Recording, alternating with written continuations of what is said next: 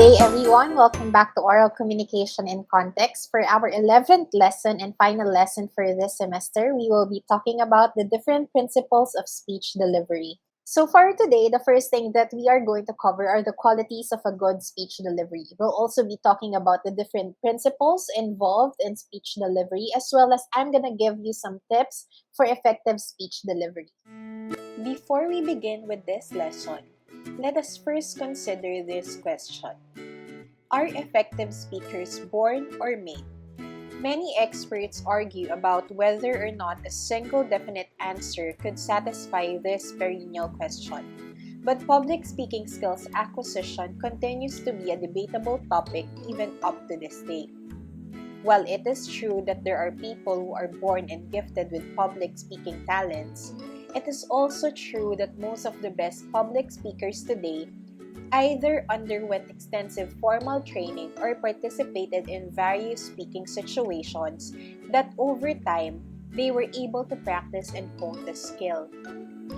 In the previous lessons, we have also talked about the different kinds of speeches based on your purpose and based on your mode of delivery. It is very important for me to reiterate that in terms of public speaking, the main goal is, of course, to get your message across to the audience, meaning to deliver your message to the audience or to the public in a way that they're going to be able to understand it and they will be able to find meaning to what they have just gotten or heard from you. So therefore, it is essential that as a public speaker, you try to deliver or get your message across clearly and meaningfully. In his book, The Art of Public Speaking, Stephen Lucas said that a good speech delivery means that you are able to present your message in a clear, coherent, and interesting way. So let's try to define the terms that we have used to describe it. First, let's go to being clear, meaning it's something that could easily be understandable. It's something that your audience could easily grasp, could easily understand, could easily comprehend. Therefore, in order for you to do that, the message has to be delivered using words that your audience could understand or using a language that your audience could understand. If they fail to understand it, that means that you also fail to deliver a very good speech. No matter how packed it is with information or motivation or inspiration, if it's not delivered in a clear manner, then you already failed to meet your objective. Next one, he also mentioned that a good speech delivery also involves a coherent message. And when we say coherent, meaning that all of the information that you are presenting to your public, to your audience, are all connected one way or another. The transition from one idea going to another and going to the other must be smooth flowing. So it is easy for your audience to understand, to connect, and identify the relationships, the connections between and among all of the information, all of the ideas, all of the concepts that you have delivered. And of course, last but not the least, according to Stephen Lucas, a good speech delivery is also an interesting one. Remember that a good speech delivery is a kind of performance. When you step in front of an audience, the audience will expect you to do something. You are required to perform something. So as a public speaker, it is also your goal to fulfill that requirement or to fulfill that objective. And as we have learned from the previous lessons as well, there are many different ways on how you could make a specific kind of speech interesting or how you could deliver it in an interesting manner or an interesting way. Now, in general, if we are going to describe a good speech delivery first and foremost conveys the speaker's idea clearly, interestingly, and without distracting the audience. It's something that the audience must listen to and must catch the audience's attention. When an audience listens to a very good speech, you would notice that they tend to concentrate solely on the public speaker. They tend to engage with the public speaker. They tend to interact with the speaker in the speech itself. Another characteristic of a good speech delivery is that it also combines a certain degree of formality with the best attributes of a good conversation. Now, there are experts in the field who would tell you that instead of you getting afraid or being afraid of the audience or being afraid of standing in front of the public, you have to change that mindset. You have to always consider your audience as if they are really your friends. They are friends that you are sharing a conversation with. They are friends that you want to tell a story to. They are friends that you want to inspire.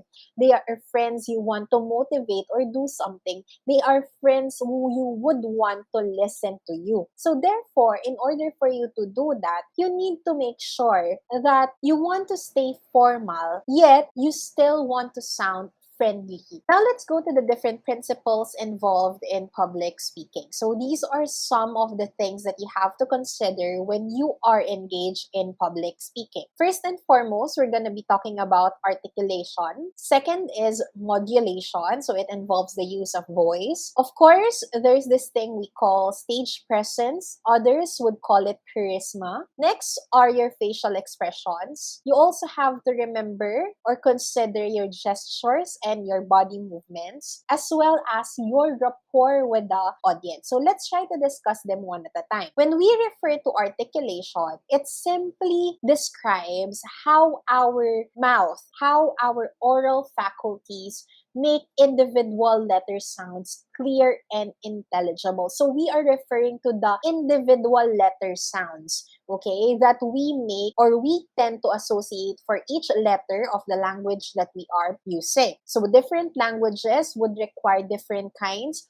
or different forms of articulation as well. Articulation is also described as the changing of the sounds that are coming from your vocal folds by moving the teeth, your tongue, your jaws, your lips, and other speech organs in recognizable patterns. Now, these patterns would, of course, depend on the language that you are using. The more familiar you are with the language that you are using in delivering the speech, the better you will be able to articulate these individual sounds. If you are going to look at this picture, it actually represents how your mouth, your tongue, your teeth move whenever you pronounce or articulate letter sounds. So take for example in a, e, I, you would notice that your mouth is slightly open without even moving your tongue. On the other hand, when you articulate the letter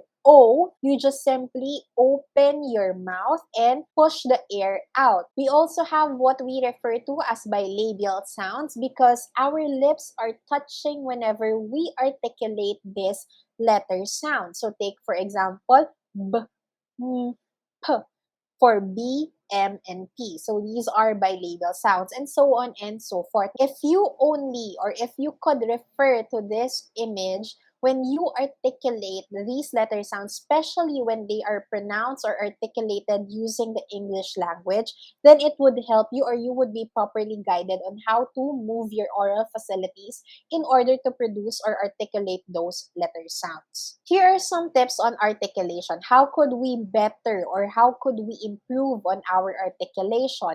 Even if you are not good, you don't consider yourself a native speaker of that language, if you only know or if you could take note of how the oral facilities move when it comes to articulating these letter sounds, then your pronunciation of words would also be better. First thing that you have to do is, of course, practice to make sure you are not substituting or omitting sounds or adding sounds when you say a word. Try to articulate the letters one at a time first and then combine all those letter sounds to properly pronounce the word. Now, in English, it's kind of tricky because there are certain words that are pronounced differently. If you articulate the letter sounds individually and combine them, it might not be in line with the proper pronunciation or the correct pronunciation of the word.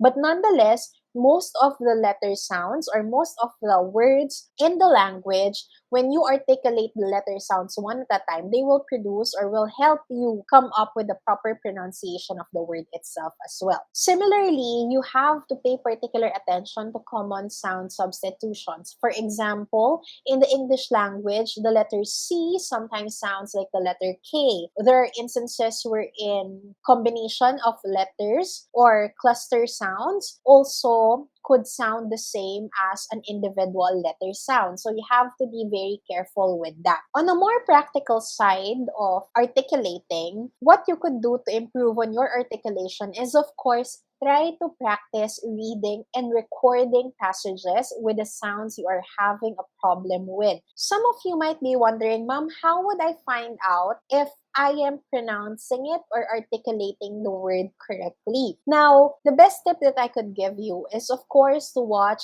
TV shows or series or, movies that actually use the language or involve people who are experts on the language or are considering themselves as native speakers of the language. And then from there, try to listen to how they pronounce or articulate certain words or words that you are having difficulties with. So what you could do is that after listening to the correct pronunciation and correct articulation of the words and the letter sounds, then it's your time to practice. Not only does it help with your articulation, this also helps you with your confidence in speaking and hearing your own voice. The next step on articulation is to speak slowly so that words and sounds do not end up running together. There is a tendency for us sometimes, because we want to get it over and done with, we would, of course, say things out loud and then say it as fast as we could because we want to finish right then and there. However, sometimes because we are trying to say or speak way too fast, faster than normal or faster than needed, we try to confuse some letter sounds. So it does not just happen to learners of the English language or learners of other language, but even to native speakers as well. So if you really want to properly articulate words, properly articulate letters, then it is best to pace yourself properly when speaking. Try to speak slowly and listen to how you are projecting the letter sounds. In order for you to properly articulate, you also need to speak in a consistent tone and make sure that you do not vary the volume of your voice, because sometimes varying the tone and the volume also affects, how we say certain words, how we say certain syllables. Sometimes if we put the stress on the wrong syllable of the word, then the meaning changes as well. And of course, practice the sounds that you find hard to pronounce. Just like the initial tip that I gave you, always practice. Practice would help you become more familiar with the word and how to say them properly. Let's now head over to modulation. It is described as a change in volume, how loud or how soft it is, the timing of your voice, how you are properly pacing the sounds that are coming off of your mouth, the stress, the pitch, how high or how low your voice is, the tone of your voice, or even the inflection of the voice. It's the rising and falling intonations in your speech. Modulation is very important because it makes your speech more interesting to listen to, and it also makes words and phrases stand out because sometimes we modulate because we want to emphasize on certain parts of our speech. We try to give importance to certain words. So it is also essential because it gives more meaning to the use of our voice. And not only that, when we modulate our voice, when we know when to properly use the correct timing, the correct pitch, the correct volume, it makes our voice sound more attractive. People would want want to listen to you better. People would want to hear from you. Similarly, a good modulation also leads to better understanding of the speech by your audience. Now let's go to the different components of voice modulation. First one is pace or speed. When we refer to speed or pace, it's how fast or how slow you are going when you are talking. Next is the pitch or depth of your voice. So it's how high or how low you are projecting your voice. Now, women tends to have higher pitches than men, and men, of course, have lower pitch. Another component of voice modulation is, of course, the use of pauses. Pauses are very essential because pauses allow you to breathe. Remember that your oral faculties or your oral facilities are all connected to your airways. That is also where the air coming from your lungs go or pass through. So it is essential that when you use your voice, you also pause. It is, once again, an opportunity for you to release that air. Take a deep breath and breathe in as well. Pauses are also helpful because it allows opportunities, even how tiny or how short that opportunity is, for you to think about or consider the things that you are going to be saying next. Another component of voice modulation is the power. How strongly, how firmly you are stating or saying the ideas, the concept, the words, the sentences. Power is essential because it asserts the purpose, the goal, the objective that you want to reach or you want to meet at the very end of your speech or through your speech. Next, of course, is the volume. Like what I have mentioned earlier, it's how loud or how soft you are projecting your voice. Sometimes there are speaking situations or speech delivery situations wherein you would be required to talk louder than your normal or sometimes softer than your normal. So it is essential that you know when or how to control that one. We also tend to use volume when we want to emphasize on certain words, when we want to give meaning, okay, or associate meaning to certain phrases, certain sentences, or whenever we also want to catch our audience's attention. Next is emphasis. So like what I have mentioned earlier, all of these different things actually could help you emphasize on certain words, certain parts of your speech. When we are emphasizing on certain parts of our speech or our talk,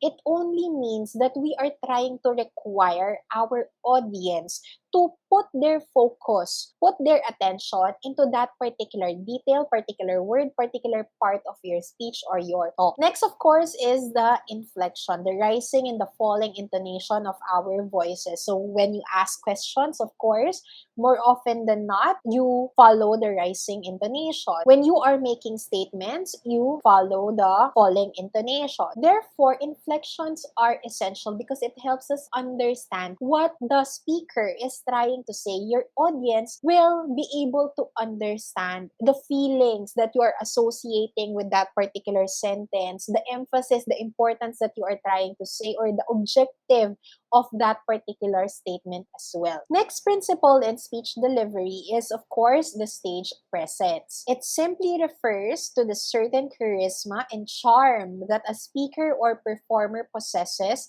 that draws in an audience and commands their full attention. It is that one quality of the public speaker that attracts the audience, that attracts people to listen to them. Some people, they are born with that particular charm. But remember, it is also something, it is also a skill that you could learn. It is also a skill that you could develop. Stage presence or charisma is very important because it is also referred to as your expressed confidence. It is described as your confidence, the confidence that you are emitting, the confidence that is being seen, being perceived by your audience or by the public listening to you. As I have mentioned earlier, stage presence is something that you could also learn. Coupled with experience, skills, hard work, and determination, it can create a certain chemistry that turns good speakers into excellent ones. Now, stage presence is very important because when you have that charm, when you have that charisma, it will be easy for you eventually to develop that connection, that relationship with your audience, with the public listening to you. Here are some ways on how we could improve stage presence. The first thing that you have to always remember once you step foot in front of a public to deliver a speech, it is very important that you first try to relax yourself. I know that it is very difficult to do sometimes, especially if it's your first time doing it or you are actually scared. You have the phobia to go on stage and speak in front of an audience. However, what you could do if it's inevitable for you to stand in front and deliver a speech, what you could do is first and foremost, before going in front of the audience, take a deep breath first. So breathe in first and then breathe out. This would help calm your nerves. Again, think of your audience as your friend. They are not there to say something bad about you. Okay? They are there because they want to learn something from you. They want to listen to you. Second is, of course, practicing. It is very essential that you practice before you go in front of an audience. If you already have a speech printed or written out for you, then rehearse that speech beforehand. If you have it memorized, do it on your own. Try to recite the speech again and again and again on your own, okay? If you could find people to listen to you, if it could just be one person or two person or your small group of friends, then it would be best to rehearse it in front of them. Remember that practice makes better. Third thing that you could do to improve your stage presence is to study. What do we mean by studying? You have to study the material that you have. You have to study the speech that you have.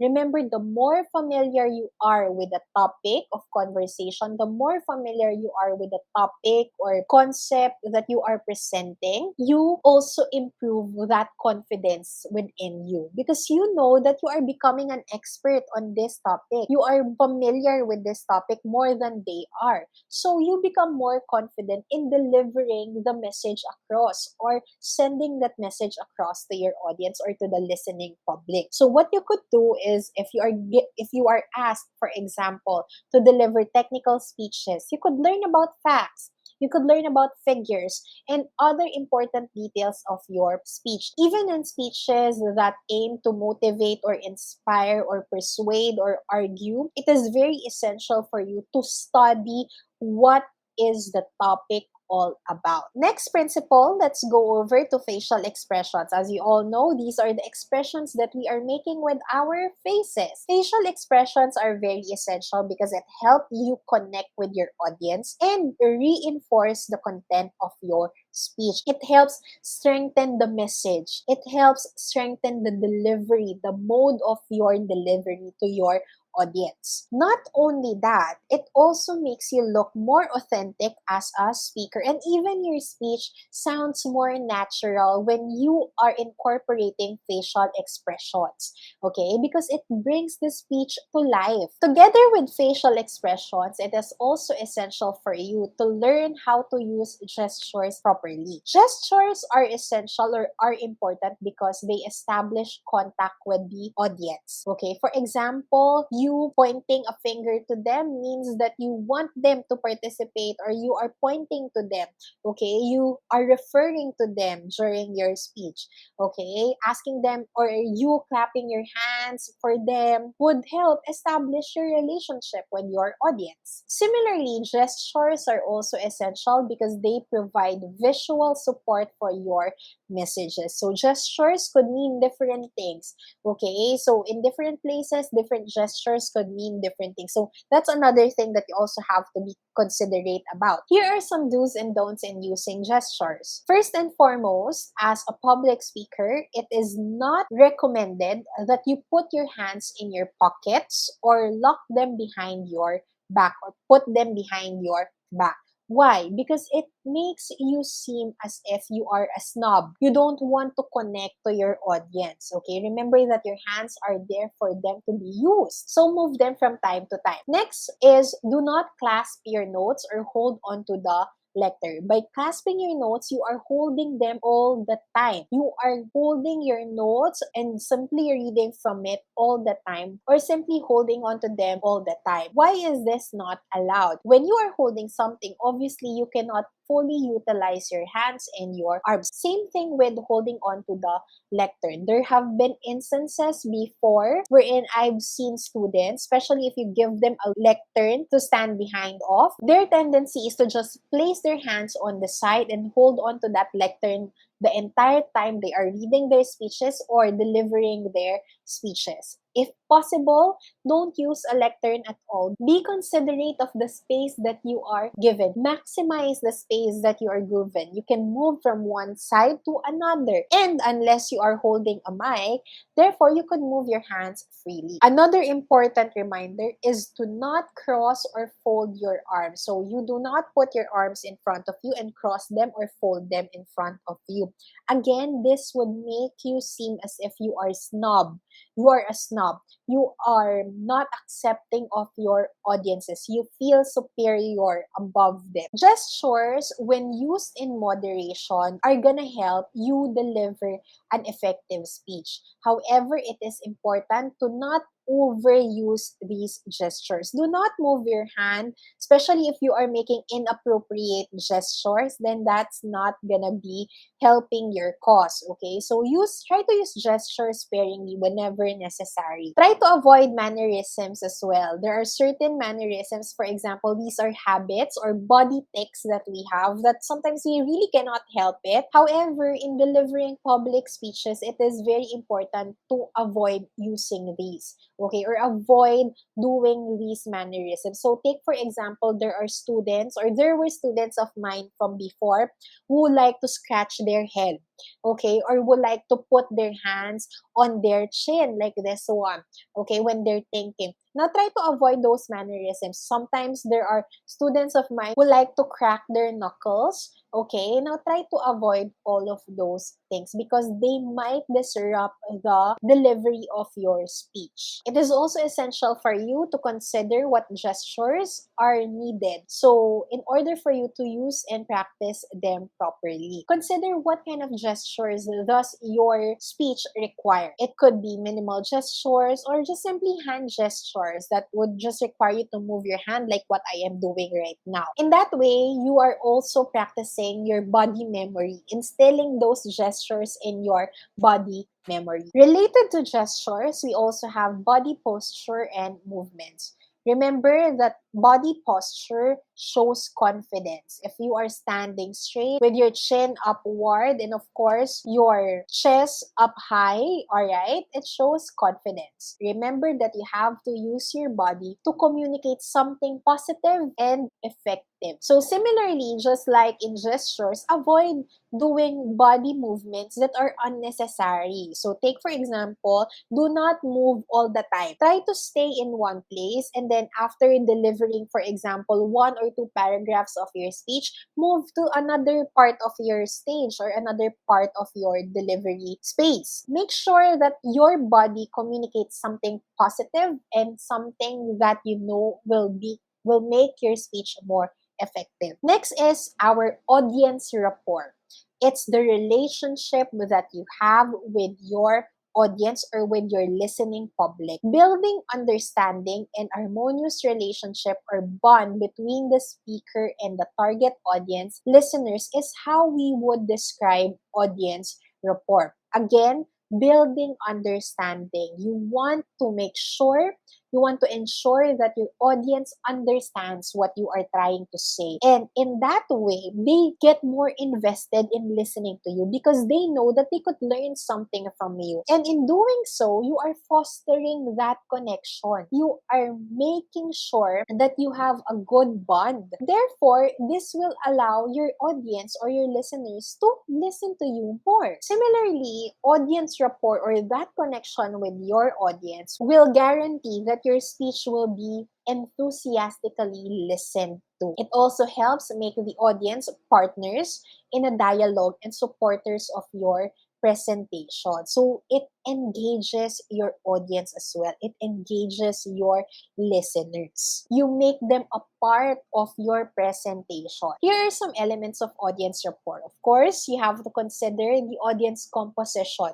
Who are listening to you? Who are part of the audience? What kind of people are they? What kind of listeners are they? You also need to consider the reasons for listening. Why would they want to listen to you? Would they want to be informed? Would they want to be entertained? Would they want to be persuaded? Would they want to argue with you? Would they want to be motivated? Would they want to be inspired? Or were they just there simply because they were required to? Okay, you would notice that if you are simply required to attend an engagement wherein someone talks in front or delivers a speech, you would notice that you are not or less interested in one way or another. So, as a public speaker delivering a speech in that kind of audience, then I have to make sure that I establish this audience rapport more than usual. You also have to consider their concerns. What are on their minds? Why do they need the kind of information that you will be providing? Their expectations as well. What do they want from you as a speaker? How would they want your speech to affect them? You also need to consider the kind of vocabulary that they have. If these are younger audiences, then most likely they would require simpler vocabulary terms, words that they could easily understand. If these are professionals in the field, then you have free reign over the kind of vocabulary, the kind of jargons that you are gonna be using. You also have to consider their general beliefs. What kind of values do they have? What kind of attitudes do they have? What kind of belief systems do they subscribe to? This is very important because it would help you be considerate as well of what might offend them and what might not, what is acceptable for them and what is not. In order for you to establish this audience rapport better, you also have to consider the things that you have in common with them. Do you share the same interests with them? Do they have the same hobbies as you are? Do they like the same things that you do? And so on and so forth. Now, how do we build this rapport? As a public speaker, it is very essential that you always put your audience first. It is not about you. Remember that when you are standing in front, delivering a public speech, it is not about you. It is about the message that you intend to deliver. So, who would benefit from that message? It's something that you already know. The people who would be benefiting from it are your audience. So it's best that you put them first. Find opportunities for humor. Sometimes, no matter how formal an event or an occasion might be, humor, inserting a piece of humor from time to time, will help ease the conditions or the atmosphere in the room as well. So it would help ease the tension that your audience are also feeling one way or another. Okay, the stresses that they are feeling one way or another. Similarly, as a public speaker, you also need to allow flexibility in your content. Sometimes there are instances wherein you would be required to talk about some things that are not part of your original speech plan or your speech outline. But then again, it's something that is interesting for your listeners. It's something that is interesting for your audience. Then you could always explore that. But make sure that you always find the connection. Go back to the original intent, original purpose, original objective of your speech. It is also important to remember or to take note that first impressions count. So if you were able to present yourself confidently as you could, then definitely the impression that your audience will have on you would often be positive. And as part of a good speech, you need to make sure that your opening or your introduction is very strong. So it could be just simply talking about yourself, talking about your experiences, okay? Why are you there in front of them? That could be a strong opening already because it's trying to, okay, you are making your audience get to know you better. Sometimes other speakers would even get on with engaging their their audience right away or involving their audience right away. They would prepare games, they would prepare activities that the audience could right away enjoy. It is also important for you to manage the middle. It could be the middle part of the audience, sometimes the most overlooked part of the audience, or the middle part of your speech. It is also important that you use stories for emotional connection. Remember that your audience are also people. These are people who also have stories of their own. And it is in our nature as human beings to find something that we could connect with other people. Okay, now if you use stories and these are stories that they could easily relate to or they think are something touching, something relevant to them, then definitely it will be easy for you to build that rapport. Next up, to properly use your voice, try to vary your voice during your delivery. Try to modulate your voice properly. It is also very important to give your audience time. Time to think about what you have just mentioned, time to participate in your speech, time to comprehend whatever it is that you are saying. If you want them to be engaged in an activity, for example, give them ample time to, complete that activity or sometimes even just simply think about it. And of course, last but not the least, have a strong ending. Again, I would always suggest to go back to your introduction. How did you start it? Try to make sure that you end it on the same note as well. Here are some general tips for an effective speech delivery. There are actually many different ways on how you could effectively deliver a speech. And even to experts or scholars of communication, there is no definite way on how we could give a good speech because different audiences would require different things.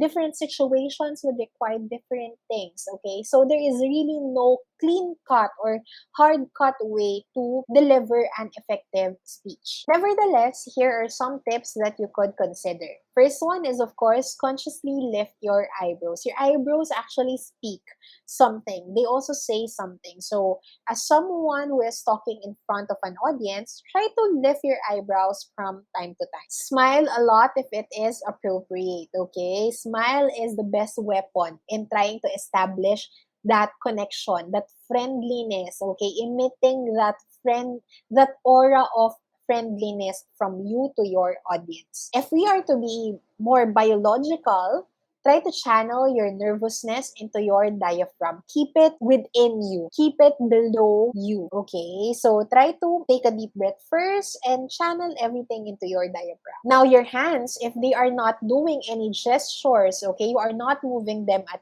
all, okay, for gestures or using them for gestures, your hands should always be at your sides. Unless, of course, you are using them or expressing something or holding a microphone. Now, when you are using a microphone, it is essential that you hold the microphone at an angle and keep it 2 to 5 inches away from your mouth. Number one, it's for sanitary purposes. We do not know who have used that microphone from before. So try to hold it away or a few inches away from your mouth. Next, of course, is holding it a few inches away from your mouth also helps you properly maintain that good volume. Okay, you can use that normal tone, normal volume, normal pitch, okay, normal modulation of your voice. As a public speaker, sometimes there are also tendencies for us to raise our pitch slightly from our normal speaking voice. Similarly, as someone who would want to show confidence, you have to stand straight and with your legs shoulder width apart. So you have to make sure that your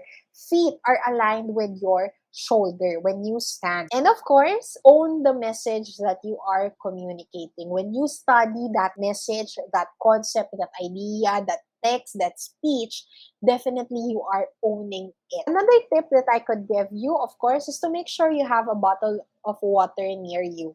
Now, this is very essential, and you would notice that many events would have this, especially when it is cold in that particular venue, this does not only represent an opportunity for you to think about, okay? Remember that when you reach out for that bottle you have to drink, okay? It does not only present an opportunity for you to think more about your speech, but it also helps to moisturize, try to hydrate that part of your body that you are using so that you are trying to oil the machine, okay? Remember that your mouth is the machine here and the water is your oil. Another tip that I could give you, especially if you are speaking in front of a large audience, is to look slightly above the audience. Now, when you already have a speech prepared beforehand, try to memorize your speech as much as possible before getting on stage. If you are not required to memorize the speech, then that's good. However, again, familiarity with the text helps a lot. Okay, the more familiar you are, the better you could be able to, or you would be able to deliver the speech with confidence and with ease. Next, if you make a mistake, ignore it and move on. Do not dwell on your mistake. The more that you think about it, the more distracted you become in your or during your speech delivery, okay? If you make a mistake and it's not something that will affect the meaning that you are trying to make or trying to deliver, then move on. Okay, forget about it. Your audience will also forget about it eventually.